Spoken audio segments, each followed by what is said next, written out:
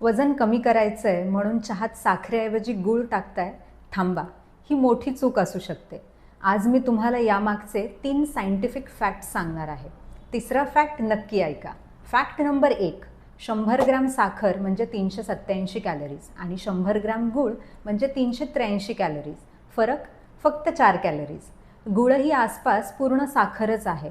त्यातले थोडेफार आयर्न आणि मिनरल्स मिळवण्यासाठी तुम्हाला रोज अर्धा किलो गूळ खावा लागेल, ज्याने वजन कमी होणार नाहीच पण दुप्पट वेगाने वाढेल. Fact number 2, glycaemic index. साखर 65 आणि गुळाचा 84, म्हणजे गूळ खाल्ल्यावर ब्लड शुगर जास्त वेगाने वाढतं आणि तुमचं शरीर ताबडतोब ते फॅटमध्ये स्टोअर करतं. फॅक्ट नंबर 3, सगळ्यात महत्त्वाचं, मेटाबॉलिझम. नुसते गोड पदार्थ बंद करून वजन कधीच कमी होत नाही. जर तुमची झोप रोज 6 तासांपेक्षा कमी असेल आणि आहारात प्रोटीन नसेल तर तुमचं बेझल मेटाबॉलिक रेट म्हणजे BMR जवळपास 20 ते 30% स्लो होतो. अशा परिस्थितीत तुम्ही साखर सोडा किंवा गूळ खा, फॅट बर्न होणारच नाही.